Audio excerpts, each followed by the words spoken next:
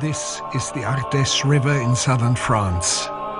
Less than a quarter of a mile from here, 3 explorers set out a few days before Christmas in 1994. They came along this way.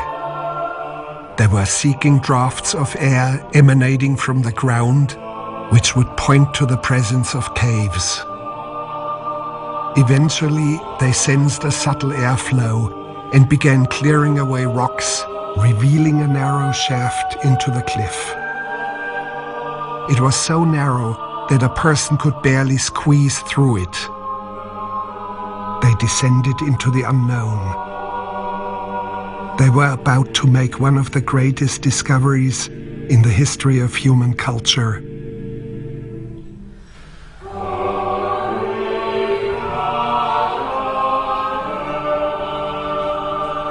At first, the cave did not appear to contain anything special, aside from being particularly beautiful.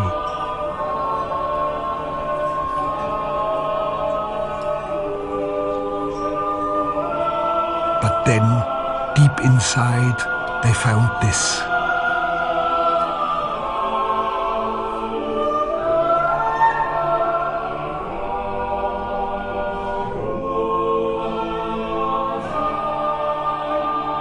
It would turn out that this cave was pristine.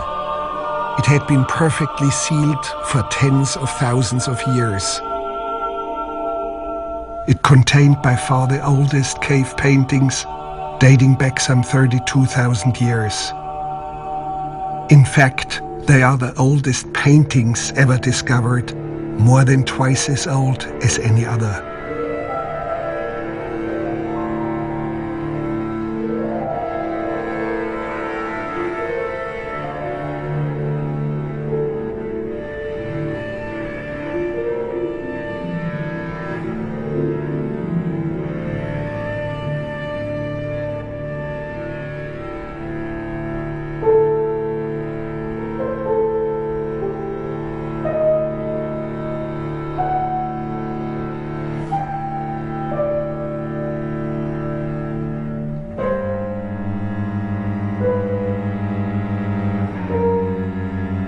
In honor of its leading discoverer, Jean-Marie Chauvet, the cave now bears the name Chauvet Cave. The paintings looked so fresh that there were initial doubts about their authenticity. But this picture has a layer of calcite and concretions over it that take thousands of years to grow. This was the first proof that it was not a forgery. A beautiful horse here, one of the most beautiful in the cave. And what is touching is that it looks as if it had been done yesterday. Look how fresh it looks with that technique. And here we have, behind the horse, there are two mammoths, big mammoths. And here you can see cave bear scratches. And the cave bear scratches are not the same color. They look like they might have been made 5,000 to 10,000 earlier.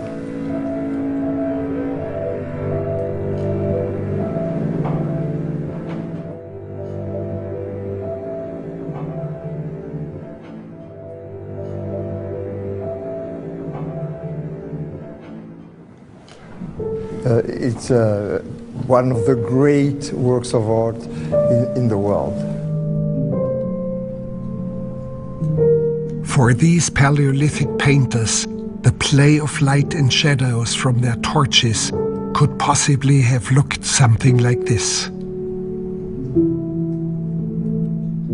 For them, the animals perhaps appeared moving, living.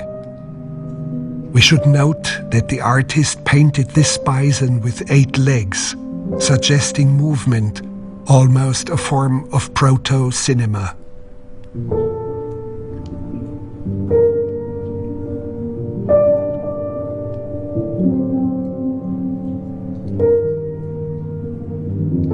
The walls themselves are not flat, but have their own 3-dimensional dynamic, their own movement, which was utilized by the artists.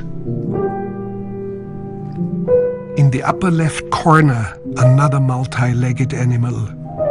And the rhino to the right seems also to have the illusion of movement, like frames in an animated film.